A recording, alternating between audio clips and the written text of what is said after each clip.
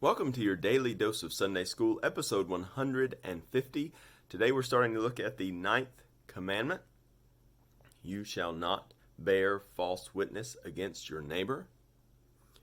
We're looking at it through the Westminster Catechism, question 77. What is required in the ninth commandment?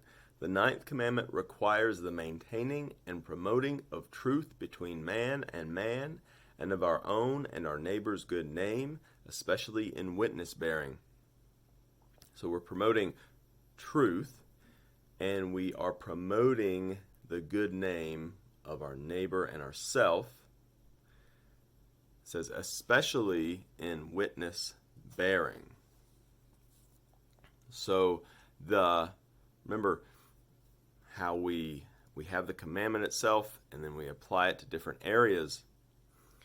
It says, especially in witness bearing, the focus of the commandment is on testifying to a crime, witnessing to a crime, but then it gets applied to all of life.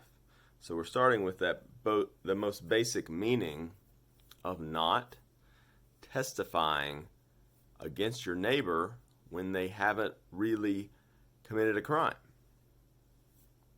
And this is a very serious thing. So here's one of the proof texts, Proverbs 14:8. A faithful witness does not lie, but a false witness breathes out lies. So we want to be faithful, and we do not want to be false, but God considers this very serious.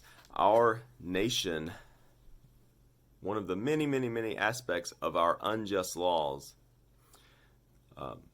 is we do not take false witness. We don't take perjury, particularly against someone, as a serious enough crime.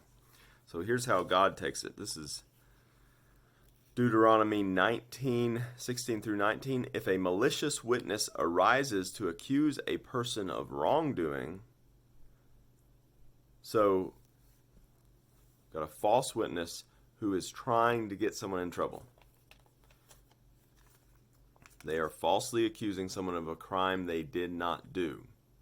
What are they doing here? They are using their words and the system of government as a weapon.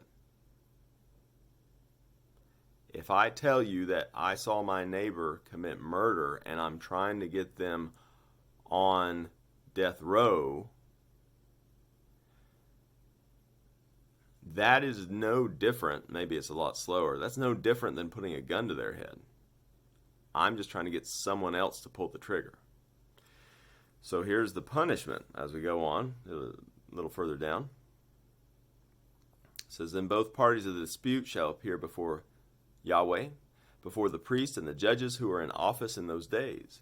The judges shall inquire diligently, and if the witness is a false witness and has accused his brother falsely, then you shall do to him as he had meant to do to his brother, so you shall purge the evil from your midst. So the law of just retribution, eye for an eye, tooth for a tooth, would say, okay, you said your neighbor stole, and you're trying to make him have to pay something back, like trying to cause him to lose money. Well, then you need to lose money instead, because that would be the just thing. It corresponds to what you were trying to have done. If you say you saw your neighbor, beat up that guy that they found unconscious on the road, so you're trying to get him beat up, well, then you should be beat up, because that corresponds to the evil you're trying to have done to your neighbor. So God considers it very serious. We want to make sure that we love the truth, and we do not want to take any part in bearing false witness. One application would be on the internet. I'm feeling convicted right now, but we want to be careful of whom we accuse without really knowing the situation.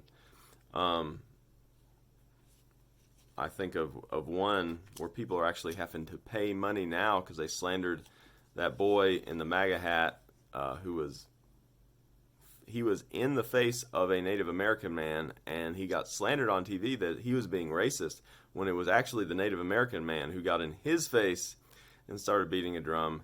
And a lot of people, that was one I did not get involved in, but a lot of people got on there and started accusing him of things with no evidence. So we want to be careful that we do not do that, that we want to wait and see, not try to be judge and jury on those things.